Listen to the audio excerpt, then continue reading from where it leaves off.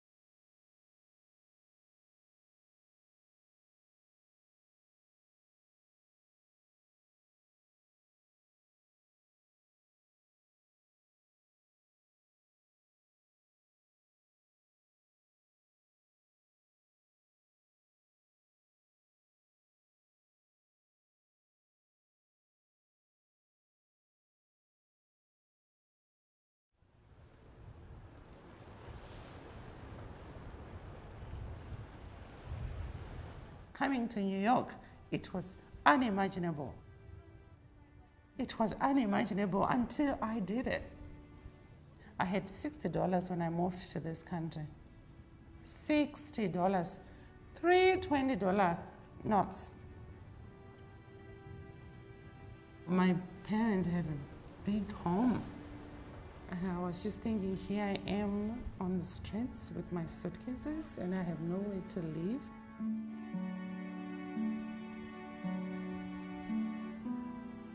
I just want to create a loving community and to surround myself with a loving community. And that's what I hope to create here.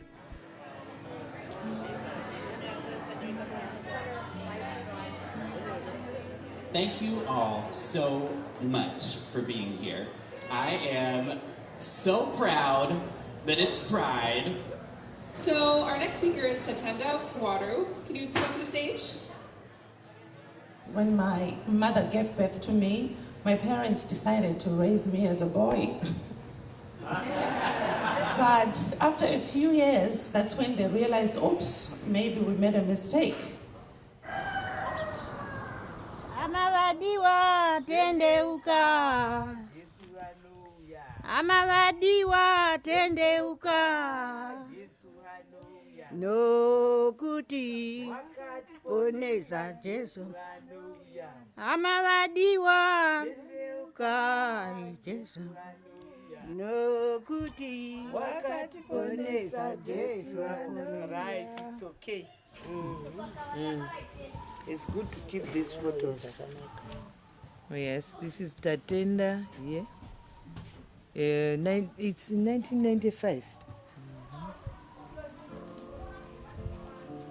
Tatenda was a brilliant and very bright child. She came always top of her class during her primary education. We raised Tatenda hoping he was a boy.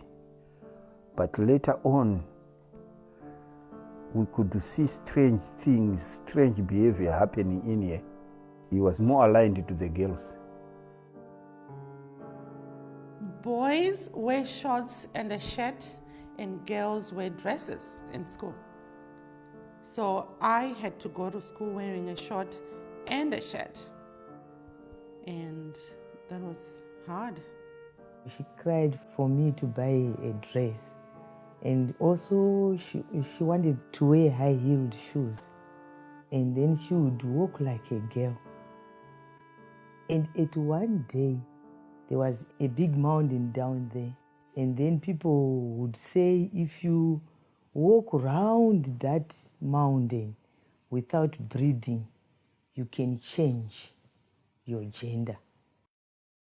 She said, Mama, I would like to go and walk around that big mountain so that I can change to be a girl. And then I said, why? I just knew it. I felt it in my gut. I'm a girl.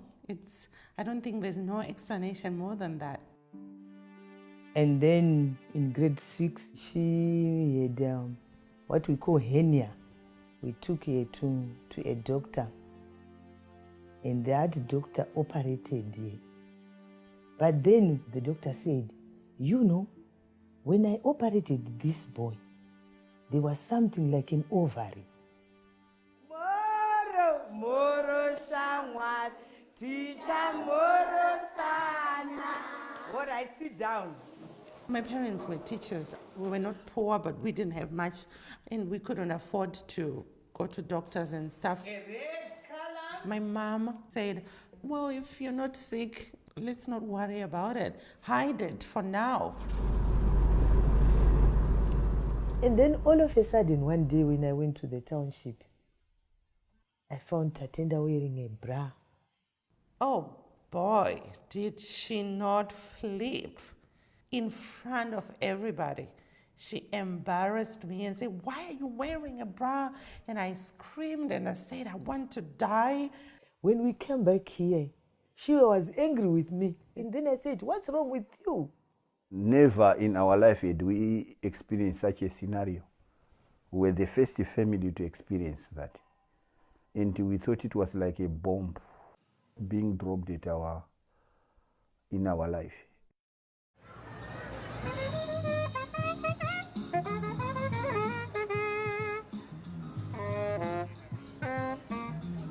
It was 2 hard years trying to get off the ground and stand on my feet.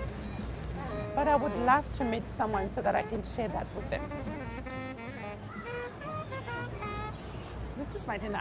I was talking to all these people, but I get annoyed when people just want to chat me up and sext me and talk about sex when you don't even know me.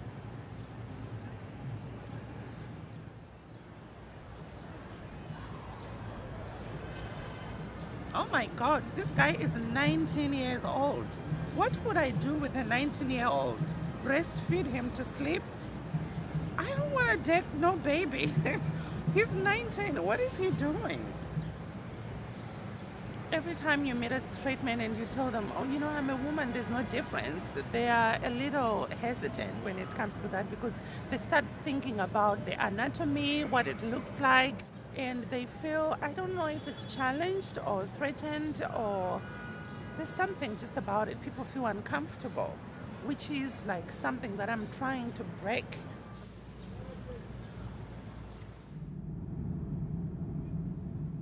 After college, I moved to South Africa. I found a job at a transgender organization. Also, I managed to see doctors, and also I started taking hormones. Later on, she brought me a medical report.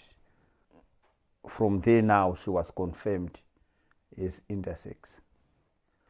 Then we knew exactly what we were facing.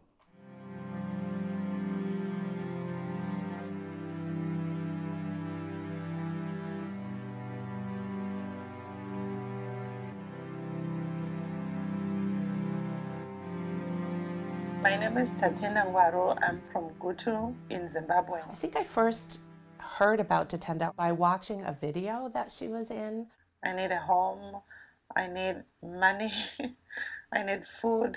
So I reached out and said, this is who I am, I work for Interact, I'm intersex, I'm here and available as a resource if she just wants to talk to another intersex person. Intersex has been integrated into the LGBT community. So it's just making me think, was it like that for you in Zimbabwe? Yes, I realized that I was being placed under the LGBTQ community, which I wasn't. At some point, I actually lived as a transgender woman because I didn't know. Out of all the intersex people in the world, there's only, relatively speaking, a handful of us speaking out right now. You combine that with being a Black woman and being an immigrant in this country today, so that's a heavy burden. There are moments that I just feel like, how much more? It's not, intersex isn't the evil bad thing here. Discrimination and the lack of acceptance by others is what's evil and what's bad. Some tissues? Yeah, why don't we take a break? Yeah.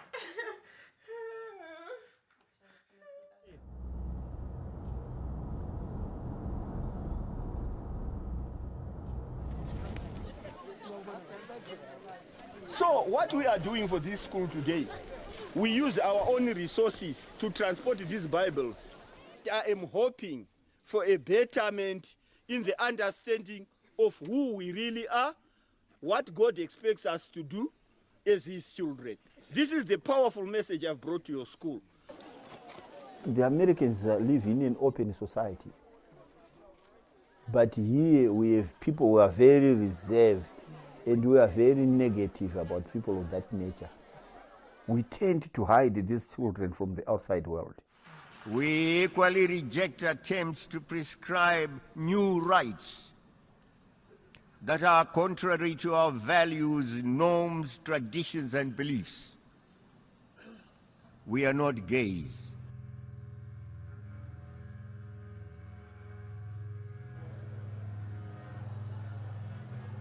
I remember these two men very vividly. They beat me up and said, "Why do you behave like a woman?" I said, "Well, I'm a woman. How am I supposed to behave?" Whilst they were beating me up, I lost hearing to my other ear. And I still do not hear with that other ear.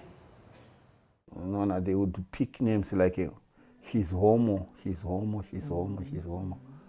And then I said, well, look here, if we can't accept Tatenda as she is, what of the other community? Let us accept her as she is. That's when things started to change. And I went to church and I just started changing the way I dressed. But once my father got up and he told people, hey, that child of mine that you thought was a boy, she's not a boy, she's a girl. Doctors have even confirmed that she's a girl. So, you need to stop talking and leave her alone. And I thought, wow, this man never ceases to amaze me. because that's not an easy thing to do.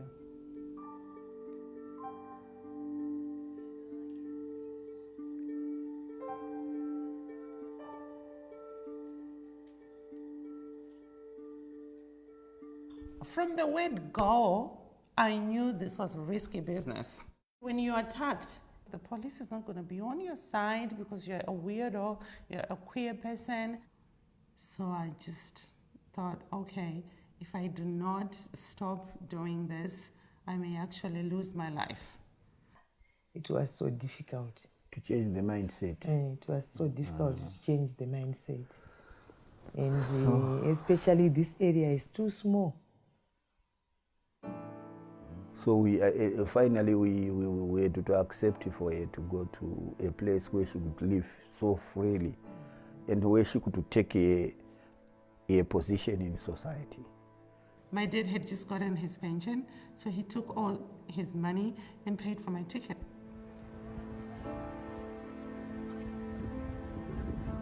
We drove her to the airport, and I think the mother openly cried at the airport.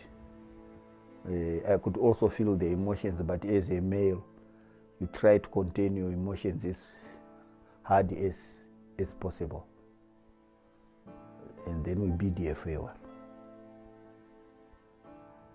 So that was the most difficult decision I've ever had to make. I think for him too. Letting me go.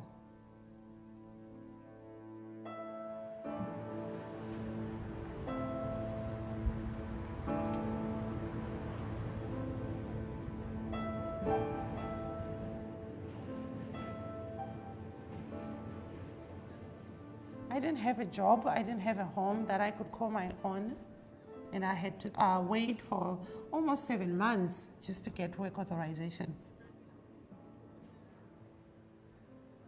I've gotten a job, which I'm very proud of, because it's a non-profit that gives grants to LGBTQI organizations. I think in the morning, especially when I'm down, I just want to feel sorry for myself for a little bit. You know, I'm on hormones as well, so sometimes I'm more emotional than I should be. I thought I was coming to a country that probably understood intersex stuff more than any country. Oh boy, did I have a rude awakening.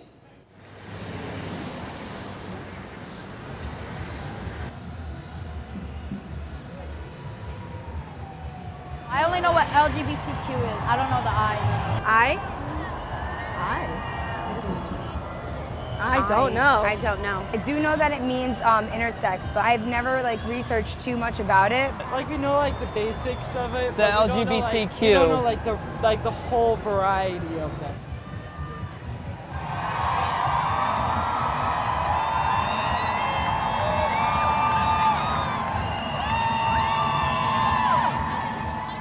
Do you feel connected to Pride, like a big parade or anything? No, I'm sad to say I'm really not.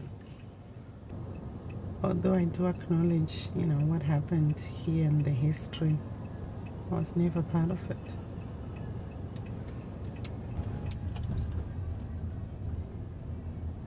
Everything is just overwhelming me. I want to be home. I miss my parents. There is no love in this country, to be quite honest.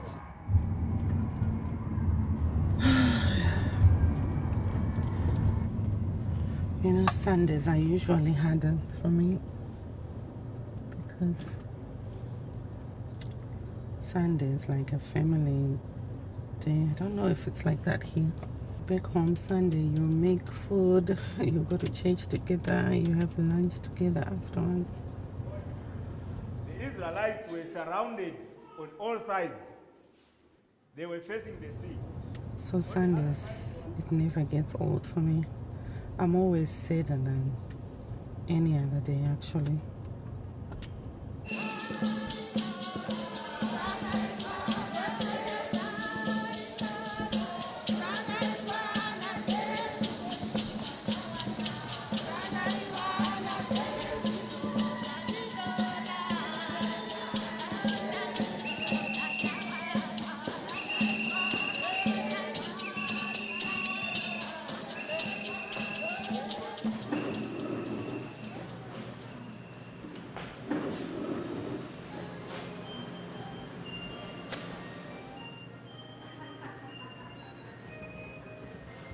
Do I feel we're marginalized? Yes. Am I angry about it? Yeah. But I am working on it to try and be more stable and be more stronger.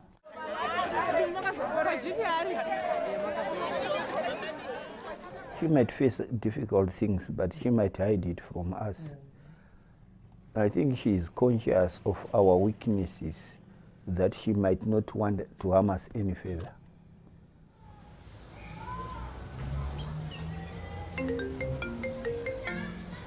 Yes, Mama. Hey, Tatenda. How are you? Fine, fine. We are back from the church now. So the past month, I've been doing speaking engagements. Yeah. Here they call it Pride Month, where it's basically you're being proud of who you are and where you come from and what you're doing for the community. All right. So I was doing events, speaking to people and just encouraging people to love themselves more. So I'm on my way to being the next Oprah. That's your wishes, huh? Out of Ellen. Ellen. Yeah, I love Ellen. I love Ellen, but Oprah is black. So let's start right there. Oh my God. All right, it's okay. So today I'm going to church to go and pray and ask for the energy for the week. You know, we need the source of energy every day. Yes, yes, yes. How is Dad holding up? He's coping up nowadays. You see him now? Baba? How are you, Tatent? How are you? Fine. So, yeah, anyway, it's so nice to see you guys. I'm gonna go to church. Mama, are you crying? Still? No. No. Okay. I need to go to church. You cannot cry.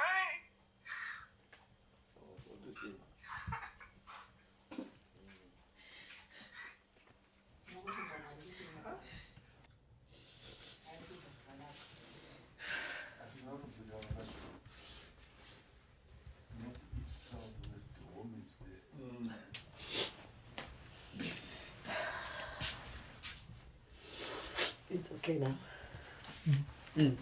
I'm fine now.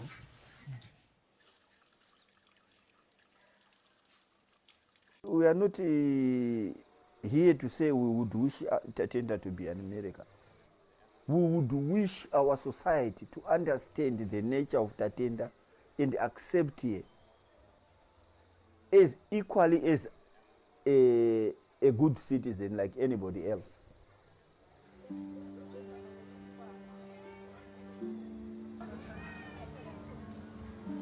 This issue of intersex is complicated. She suffered quite a long time. As a mother, it's hard to accept it. I feel for her. I know she's so brave. But sometimes she's overwhelmed. When she talks about being intersex, I think it releases emotions. Let her talk. Let her tell the people about what she is.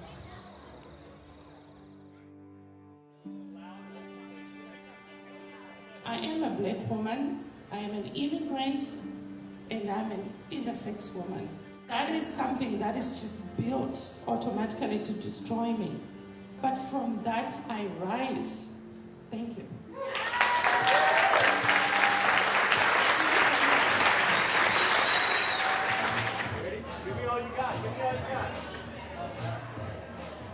I could tell that, people are intently listening to Tatenda, and I hope that it really does affect them deeply. I think it's really important for her voice to be amplified specifically because she is a part of this community that oftentimes we just ignore.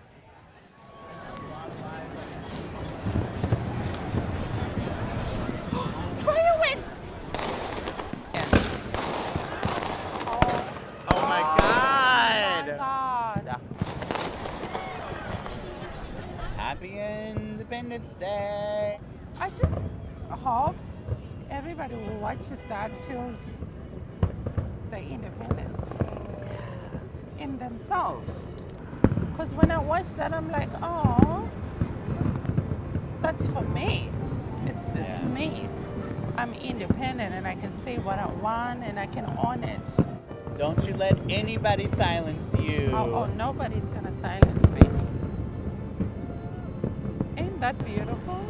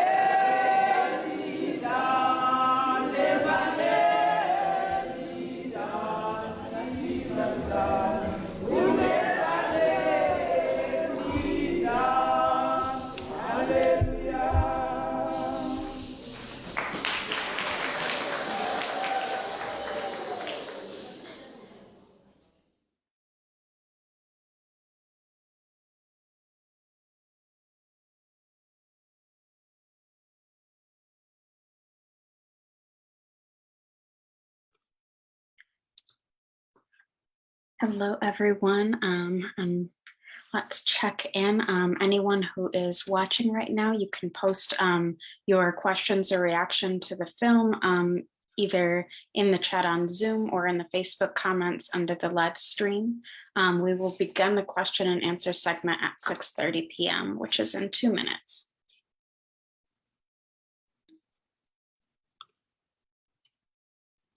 There's 3 main ways that you can ask questions. Again, you can type your question in the chat. You can leave a comment on Facebook, or you can use the Zoom question and answer feature. And I would like to begin by introducing our guest speakers tonight. It's my great pleasure to introduce them. Yuheng Peng is a postdoc research scholar at Columbia Journalism School. Born and raised in China, she previously worked at China's state television channel CGTN and the Wall Street Journal. Her work has been published on the Wall Street Journal, Nation Swell, The Diplomat, and broadcasted on Beijing television. She's a graduate of Columbia University Graduate School of Journalism. Robert Tucknell is an emerging platforms producer at WGBH. His work has been published on the New York Times Learning Network, Boston.com, and Mike. He has previously reported from Jordan, Turkey, and Zimbabwe. He's a graduate of Northeastern University at the Columbia University Graduate School of Journalism. Thank you both so much for being here with me and with us. For the first question, I was hoping you might each be able to tell us a little bit about your relationship with Tatenda. How did you meet her? What made you decide to give her a platform to tell her story as a documentary? And have you kept in touch after finishing filming? Yeah, hi, Lena. Thank you very much for having us today. And yeah, I can talk a little bit about that. We met Tatenda when we were both students at Columbia, so we were both living in New York at the time. And Tatenda at that point was occasionally doing dinners where she would sort of host and cook for people and tell her story. And a fellow student at Columbia at the time sort of introduced me or gave me her contact info, actually, because I was interested when I heard a little bit about what she was doing. And I actually just called her out of the blue and said, hi, I'm a journalist. I'd love to, meet you, hear a little bit more about, your life and how you got here. And at the time I was working, I was trying to write as a print story that was more broadly about the asylum process for LGBTQ people. And when I met her, we sort of, hit it off. I mean, she's just such an engaging person, and so open with her story, that I kind of felt the farther I got into it that I wasn't really a good enough writer to do all of that justice, and that I also felt like, just her story alone had so much in it, that I'd like to kind of I felt like making a film about it was going to make the most sense. And then Yu Hong and I asked if she'd be willing to do that, and it was kind of a whirlwind from there, where we put the film together over the course of the summer of 2018, and most of what you see was shot during Pride Month, and the footage that's in Zimbabwe was also shot in that same month. We basically were flew there for a week, flew back, and the day we got back was the 4th of July, which is when we shot that final scene there. And then Yu Hong, you can take it if you want to speak to our relationship with Tatenda now. Hi. Yeah, we've been kept in touch with Tatenda after the film was done, and I think since then her life has been changing a lot in a better way. She has then moved to Boston, and then from there she found a job and also applied for a school degree. I think it's a program. I forgot the program that she was enrolled, but she has been doing a lot of like storytelling events and just keep on sharing her stories. And we sort of keep in touch like through messaging and Facebook. Yeah, and we, Tatenda and I live in the same city now. So obviously over the course of the pandemic, we didn't really get to catch up face to face very much, but I will probably actually see her next week. So yeah, we're definitely very much still in touch and have become friends in the period since we made the film. That's awesome. Thank you so much. And that's cool. I actually went to grad school for my library degree in Boston. So it's a cool area. So I wanted to ask also, what were your main goals in creating the film, and do you feel like you achieved them? You want? Yeah. So I think initially we just want to find a way to share her story and let it to be both touching and informative in the same way, because speaking from my own perspective, that I didn't know much about intersex and people who are living with this condition like 2 years ago, and since when Rob mentioned her story to me, I was like, I need to Google first, like, what does this mean exactly? After I met Tatenda and we got to talk, and over the course of filming her, that I feel like educated along the way we are making the film. And I also see how difficult for her to live in this condition and have to constantly explain her experience to other people in order to get people to know what's going on and like really take her in as part of the community and being more accepted to this.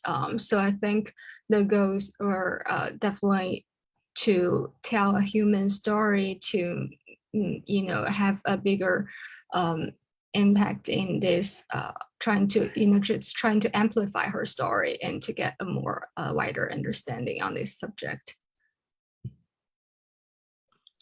Yeah, and I think we were, I think Yu Hong and I, because of our experiences, kind of had different ways of approaching, telling the story and different ways of relating to it. For me, I'm gay, and I was, part of this queer community in New York, and kind of felt like if somebody, if there is somewhere in the US that somebody like Tatenda should hopefully be able to find community and find some acceptance and feel like she's part of something. I would have hoped that that would happen in New York, during Pride Month, et cetera. And for her to not be feeling that, I think it's something that I felt like, okay, this is something that I'm interested in exploring further, and seeing if it's something that we can make an impact with. And I also think for Yuhang, is she had only been in the United States for about a year at that point. She's also having this sort of immigrant experience, and trying to find her place, and can relate to Tatenda's distance from her family as well. And so those are kind of two ways that we were two things that we were interested in, letting people learn a little bit more about. I can't necessarily speak to the degree to which we achieved that. I think we were able to screen the film at some, queer film festivals in New York that are, probably full of people who consider themselves part of that community. So I would hope that it's something that they would take something away from, and learn a little bit. So I think we were happy with that. Yeah, absolutely. Thank you so much. I appreciate that. And Yuhang, your answer actually sort of perfectly goes into the next question I was going to ask, which is, had you done any research into intersex issues before your work with Tatenda, and what kinds of things did you learn from working with her? We did like lots of research on her situation, and we also interview like medical professionals how do they not commonly treat intersex treat people with this situation, like what are the common treatments and things like about the health problems they're facing. And also we did research on the immigration side of stuff, because when we met her, she was still kind of in limbo with the whole immigration, like the asylum system. And I think there are lots of things that we learned about her during the filmmaking process. But I think what struck me most is how strong and humorous she is all the way. And I believe you can see it through the film, just because of the things, the pressure she was facing. They're not only like physically and like also mentally, and her like actual living situation will put her under a lot of stress. But when we were hanging out, she can always make some fun of it. And I think Rob and I were both really happy when we see her life is changing, like during and after the filmmaking process.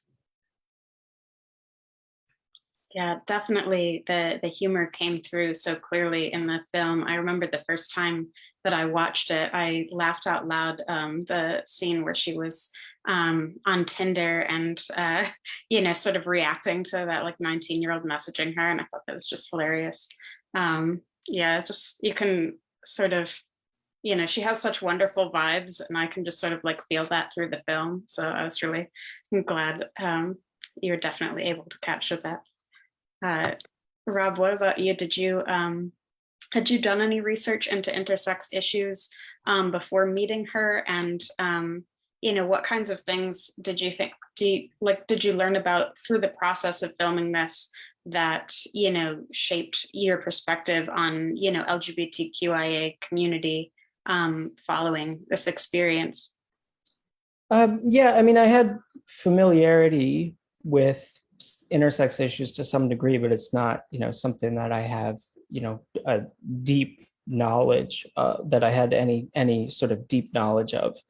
And I think I sort of knew already that this was something, you know, many parents, sort of when they have intersex children, end up in situations where doctors are telling them they should, you know, have surgeries that are, you know, quote unquote corrective, in situations where they aren't actually medically necessary at all. And it's really more about trying to, you know, create some sort of conformity that I think they think down the road will make, you know, this child's life easier in some way, which is, you know, it's forced surgery. It's really it's mutilation. And I think Tatenda is grateful that, despite the fact that when she was, you know, growing up in Zimbabwe, it was very difficult because they just didn't know what was going on, and that sort of situation has, you know, things about it that are really challenging and really scary. But at the same time, because of that sort of lack of available resources and knowledge where she was in Gutu, she wasn't subject to that kind of medical process, and so has been able to sort of make decisions about her body for herself as she's aged. And, you know, I think one of the things that I kind of learned as I researched more was just how sort of how vast an umbrella the idea of being intersex is, that it could be related to, you know, your chromosomes, hormones. It can be something that's physical. There are a lot of different ways that you can be intersex, and that I think a lot of people don't necessarily recognize that it's a good deal more common for that reason than a lot of us know. And part of that is that a lot of intersex people just aren't public about the fact that they're intersex, and for good reason, because it's a difficult thing to be sort of one of the very few who is, you know, publicly speaking about the issue, as you can see with how difficult it's been for Tatenda over time. And then I think the other thing, just in terms of more broadly LGBTQIA community, you know, Tatenda speaks about not necessarily feeling like part of that community in the film, you know, that like they were considering the LGBT, but I wasn't. And, you know, it's a very complicated thing, I think, when you look at what we mean when we talk about LGBT issues or queer issues. And it's something that Tatenda and I have talked about a lot, that like our lives are so different from each other's. And I would never say that because we're part of this broad community, I've had the same experiences as her, that my life has been harder or equally as hard, or that I have a real understanding of what she's gone through. But at the same time, my hope in the way that we talk about it is just kind of like broadly queer issues, that if we can create some kind of solidarity, some kind of obligation to one another by recognizing some sort of shared identity within that despite all of these differences between us, there is some sort of there is something that ties us together as queer people, and that hopefully increases our obligation to each other, that I can say, okay, I may not totally understand what's going on with you, but I still have an obligation to care for you. Absolutely. Yeah, I definitely, you know, just on a personal level, you know, I very much value the perspective of, you know, thinking of LGBTQIA as a political coalition, you know, of solidarity. And, you know, exactly what you said of, you know, being like, you know, I may not understand, I may not, you know, share in all the same intersections of oppression that everyone else under, you know, this broad political coalition experiences, but you know, we have solidarity with each other, and it's important, and that's, you know, a commitment. It's something to practice every day.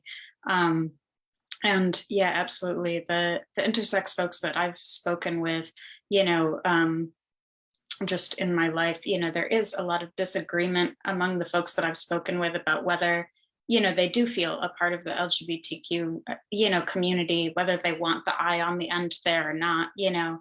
And a lot of the time, I think that, you know, there are organizations that will include the I, but not actually include resources for intersex people, you know. And so then it feels like, you know, if they do exist within the organizations, they're tokenized or, you know, or just not actually represented. And, you know, so that is a really complex issue, which is, you know, part of the reason why I wanted to start, you know, some programming on intersex issues. You know, I was, this next question, it's sort of blending into what we're already discussing. But, you know, I think that it's really important, you know, to not sort of smooth over how being intersex is a fundamentally different thing, you know, from identifying with other letters of the acronym, because it's not a self-determined identity. It's something that is definitely imposed on people. It's something, you know, medical that they're declared. And, you know, I think that that is a really important and distinct experience. And, you know, one of the things that struck me watching this was that Tatenda, you know, she knew internally that she was a girl from a young age, but she didn't realize she was intersex until she had a surgery and it was revealed to her medically, you know. And it sort of speaks to, you know, different parts of identity and how, you know, there's this level of like our intrinsic identity in which we can self-define who we are. And then there's the other part of the identity and how we're classed, you know, and how we exist within structures of power. And I was wondering, you know, if you might be able to speak to, in your observation and, you know, working with her and in filming this, if that dynamic of it being a sort of medically imposed identity rather than a self-determined one impacts intersex activism in a way where, you know, like the direct goals of, you know, certain activism within intersex communities, how is that distinct from other LGBTQ activism in your observation?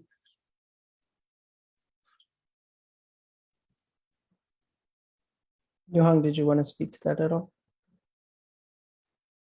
Maybe you can take the lead. Sure. Yeah, I think, I mean, there's a few ways that I think that is distinct. One of which, you know, you spoke to is this idea that I think when we talk about LGBTQIA issues, like it includes obviously both sexuality and gender. And what is distinct in a lot of ways about being intersex is that it's actually not necessarily about either of those things, in at least in the early going, that there's something medically, you know, different in some way, that affects, you know, your biological sex and the way it's determined.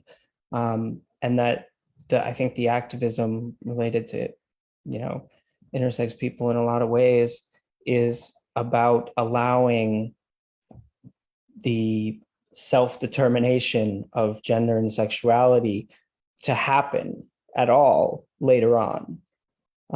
That, you know, this is something that a lot of people, you know, discover their gender identity or feel like they've discovered their sexuality when they're a little bit older. But if you are born intersex, then people start making decisions about those things for you before you've had a chance to process this, before you really understand yourself or have the consciousness to be able to do it. And so it's something that I think really starts much younger, because it's an issue that you're trying to convince, or, you know, you're trying to basically make the medical community treat treat intersex people as if there is not something immediately wrong when they're very young, and allow them to determine how they feel about the expression of their identity later on. Thank you. Yuhang, did you have anything you'd like to add, or should I move to the next question? I think just one thing I'd like to add on is I think what's different for intersex activism is a lot of their advocation has to start to cover the basics and like let people know what is intersex and how are they different. And but it's not the same thing for gay or lesbian or transgender people, because I think the public has been well educated about the issue and the problems they're facing, but it's not the same for intersex people. A lot of times you start with the very basic questions and trying to get people to have an idea of like what is this. So I think that's also one of the things that make them a bit harder to, just being more clear about their rights and thinking in the community. Yeah, absolutely. Thank you. So in the film, it was mentioned that Tatenda formed the organization True Identity for Trans and Intersex People in 2013. I was hoping, I was really curious about that. I thought it was really cool. Would you be able to tell me more about that organization? How large was it? What type of activism and organizing did the members do? And does the organization still exist in 2021? Yeah, so primarily, I think True Identity was Tatenda trying to bring people together to discuss things that weren't otherwise being discussed. And a lot of it was, people quietly, having a sense that there was somebody that they could reach out to and say, I'm also going through this, because in Zimbabwe at the time, it just was not, there were not a lot of people who were living publicly in that way, and if they were, then it could be a dangerous thing for them, even within a small, not beyond just potential kind of government oppression. There's just within your own communities, it's a dangerous thing to be expressing. So a lot of these things, rather than being big public facing advocacy, was about providing a sense of community and a sense of safety for people to just be able to express who they were. And Tatenda's eventual decision to leave Zimbabwe was driven in a lot of ways by more people becoming aware of its existence and her feeling potentially subject to more danger and more abuse in that way. And I know that she is still in touch with a lot of people that she was back then, that, they continue to maintain those kind of like direct relationships with people, where they're not necessarily it's not necessarily like a politically active group, but more of a group that's connecting with each other.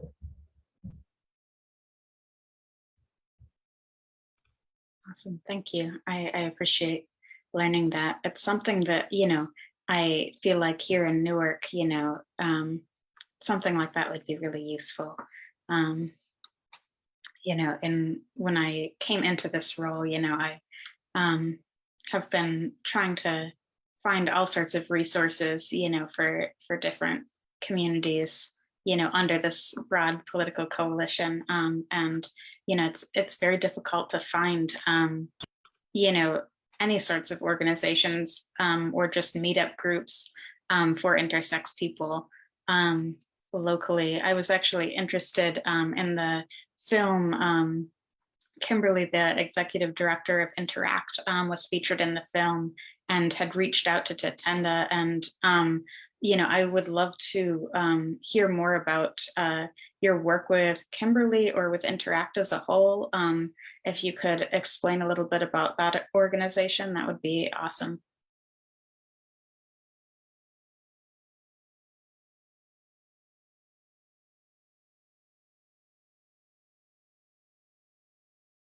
Sure, I can.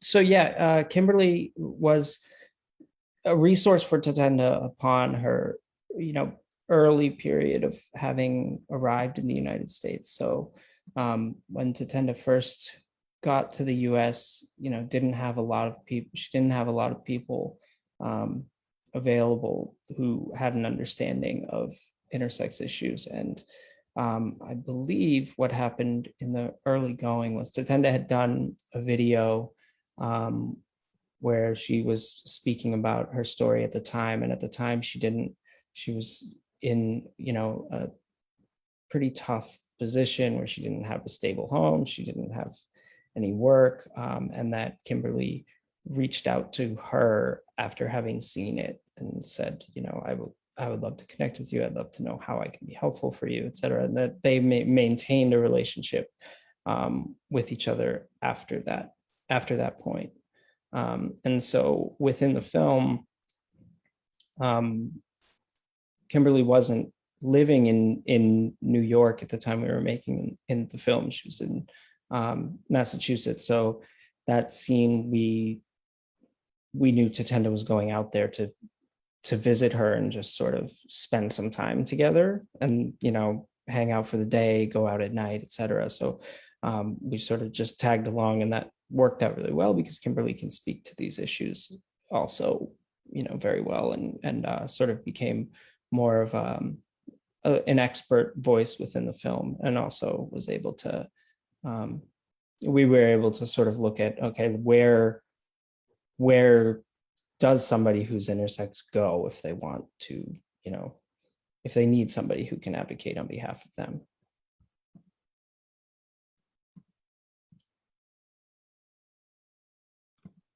Thank you. Yu-Hung, did you have anything that you wanted to add about your experience working with Interact or Kimberly specifically? No, I think Rob did a pretty good. Yeah. Sounds good. So this question is more of a topic. We actually recently had a program with 2 healthcare providers and a political research analyst and lawyer, and we were talking about the current surge of anti-trans legislation in the US, particularly impacting children. And a lot of the legislation, which, might, restrict children's healthcare options or disallow children from competing in school sports if their gender is disputed, would likely impact children like Tatenda, who, are intersex but might not even know they're intersex, but just generally, populations of children who, know that their gender is different than the one that they're being raised as. And I also wanted to sort of bring in the topic, we can sort of see the material effects of, intersexist and white supremacist notions of gender and sex categories in the recent decision just the other day to disallow both Nambian runners to compete in the 400-meter race at the Olympics by World Athletics. And, the decision was made apparently due to World Athletics having eligibility regulations for female classification that includes specific testosterone levels that, are exclusionary to a number of women who are, trans, intersex, and even some cis parasex women. And, all of this is sort of on my mind lately, and these intersections of, transmisogyny and, and intersexism and racism, anti-Blackness, and how, these sort of forces work to create these like very narrow exclusionary structures of gender. And so I was wondering if you might be able to, talk about, the ways in which those intersections, things that you learned about them when working with Tatenda, as, she exists, right at the intersection of all of those identities. And I think that her story is incredibly important for that reason.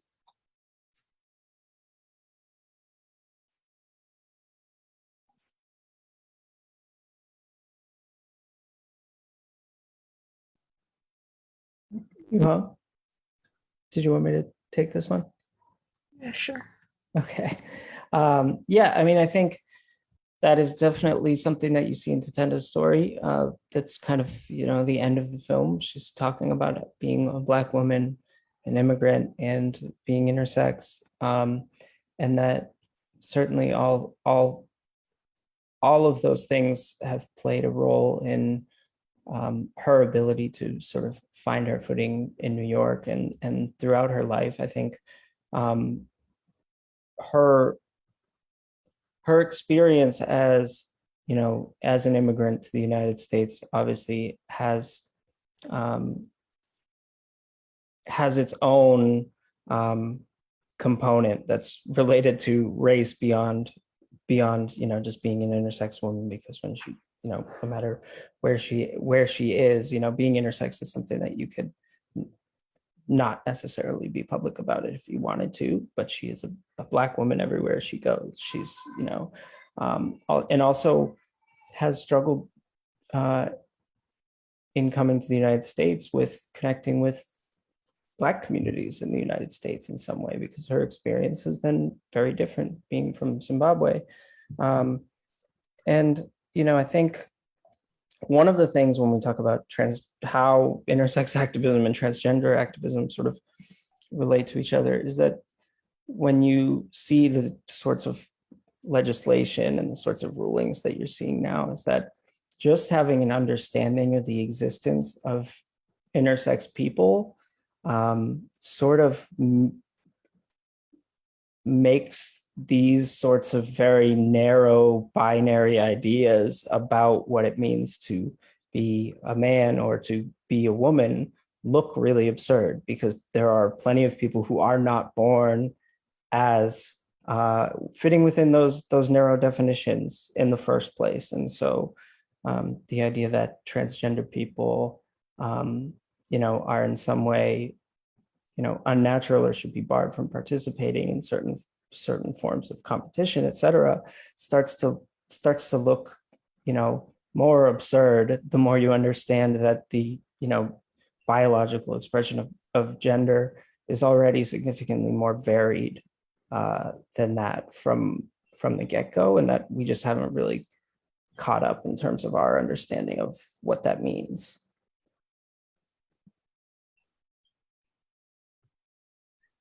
Yeah, absolutely. I think that, I think that, I can't even say, on the general, because a lot of people still haven't made it that far, but I think more often people are starting to understand that gender is a social construct, but they haven't made the connection yet that sex is also a social construct, and, we're sort of imposing these binary ideas onto what is in nature just a continuum, just natural variation, and and the ways in which this sort of culturally imposed binary is then enforced legally and medically can become extremely harmful.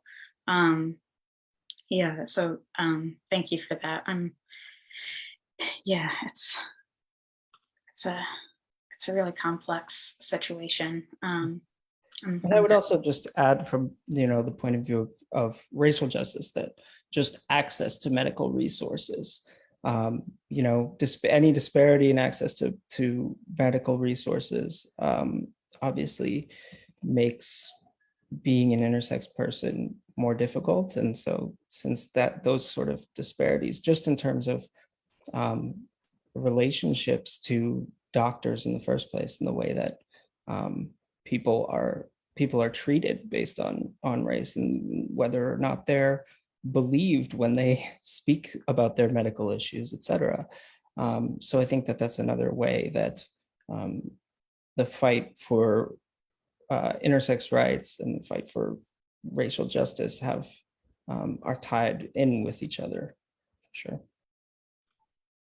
For sure. Yuhong, did you have anything that you'd want to add? I think Tatenda's story being so unique is because she really stands at the intersection of lots of factors. that like she said it herself, she's Black and she's intersex and then she's women. So there's like 3 factors that could make her feeling more oppressed when she's trying to carve out a way for herself. And I definitely can sympathize with that. And I think she's already a really outspoken person and really brave at sharing her story and paintings, but there are lots of people who are silenced and not have the same kind of personality to really argue or fight for their rights or just their way of living. So I think I really feel like the more diverse it gets to people, and then the whole environment could be more tolerant. Because for a lot of people, they just don't really realize what it's like to live as an intersex person. And there have been lots of discussion about how your race and your skin color can affect your life and sometimes put you in a weaker position. But I feel like there's not enough stories just to really get people to sympathize and being more acceptable to the things or the ideas or people that they haven't heard of or met in their real life before. Yeah, thank you so much. One thing that was so striking to me in the film was the story of growth and understanding by Tatenda's parents. And, just you sort of followed the entire arc of, in the beginning, feeling like they needed to hide her femininity and hide her identity as a girl when she was growing up. But then, as they were learning more and, then, they became, her biggest defenders and, did everything within their power to keep her safe, with her dad even giving his entire pension to help her move to New York City, and I think that a lot of people, feel that really deeply when watching this film, that love and support. And I wanted to ask, like how you work to emphasize this theme in the creation of the documentary. Was it intentional or was it something that emerged through the film, and just through talking to Tatenda's family? I think it's an early agreement between me and Rob that we have to go to Zimbabwe when we start to plan for the shooting and plan for just the whole project. Because from Tatenda's telling, we feel like she is very articulate about her own story, but we also can sense that she's really value her parents' support of her, and it just feels like it will be incomplete if we didn't include that other part of the narrative. That's like as parents, how you accept your child. And then really support her along the way.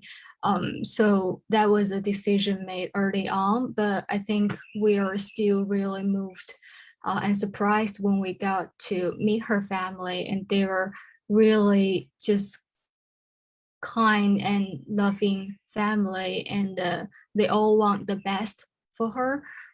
So that's how they make like so much compromise and trying to support her in the way they can. And I think to show her parents' narrative could also give the viewers an understanding of how parents can their common reaction to this at first place, and how they came to accept her identity later on. And it was not easy.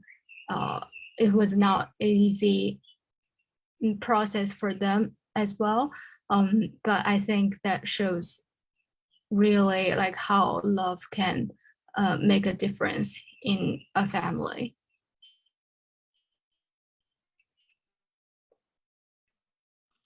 Thank you. I so appreciate that. Rob, did you have anything you wanted to add?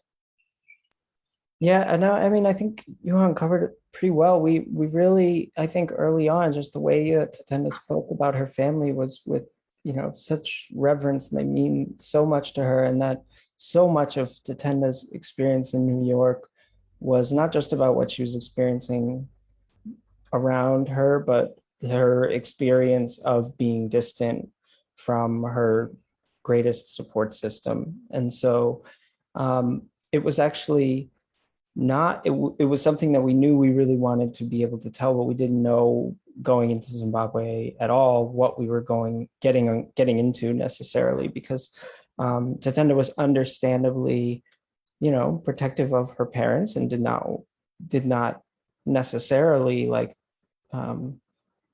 want them to feel obligated to do anything for the film that they didn't want to. I mean, they still live in a community that doesn't have a great understanding of any of these issues, and it could put them in a tough position, put them in a dangerous position. But so we went knowing that we would be able to interview them. We did not know that we would be able to do things like go to their church or go film her mother teaching at school, or her father going and handing out Bibles and all of those things. And that to them, they were just, I think they felt like this was something, because of their experience and having raised Tatenda, that they really wanted to, despite whatever risk it posed to them, they felt like it was something that could potentially really make a difference for other parents who had a similar experience, especially because this is an issue that affects parents very early on when they have children, because if you have an intersex child, you might find out just after they're born, and if you don't know anything about it, you could end up in a position where you're making decisions without necessarily having all of the knowledge that you should, and you're sort of just riding on whatever the medical community tells you. And capturing that relationship between the two of them, I think a ton of that was being in the right place at the right time. Like when you see Tatenda and her mother have that conversation, which I think is sort of the emotional peak of the film, where you get to see them really talking to each other and just being themselves. And then you get to see how difficult it is for them to be apart from each other, and how much has changed between them over the course of their lives. I mean, we shot that about 10 minutes before we were being picked up to be taken back up to Harare to leave, So because Tatenda was really having a hard time with us being there because she couldn't be there, I think she was hesitant to sort of be calling and checking in too much because it was really hard for her. And so she just happened to FaceTime her mom at that, right before we were leaving, and sort of catch her up on that stuff, which I think is a big part of why it comes through in the film ultimately. Yeah, thank you. So I'm going to skip ahead to our last question so we can sort of do closing thoughts, because I'm realizing how late it is now. So my last sort of question that I'm hoping you might offer your closing thoughts on is where attendees who are watching this, or who might watch the recording afterwards, if they've watched this and they're very interested and they don't know a lot about intersex identity or activism, before seeing this program, what are your recommendations for places to learn more? I think the organization Interact we just mentioned is a good place to start from. They're activating for intersex youth, but they also have a huge resources library on their website, which includes lots of different topics and intersex organizations. And they also made some brochures on that listed on their website for people to grab, and they're in multiple language. So I think that that's a good place to start if you want to just learn more about this topic. Yes, definitely. Interact is a good resource, and also the organization that that Tatenda was working for at the time when we made the film, Estrella Lesbian Foundation for Justice. They have a fair amount of resources available if you want to learn more. Awesome. Thank you so much. I really appreciate it. And, thank you so much again, just for being here. This was a wonderful conversation, and I so appreciate you both offering your time and energy and perspectives, to be here with us for this program. So thank you. Thank you again. And take care. And for those of us who it's the evening, have a good night. For those of us where it's morning time, have a wonderful day. And again, it was my total pleasure. Thank you both so much. Thank you so much, Lena. Thank you. Really nice to meet you.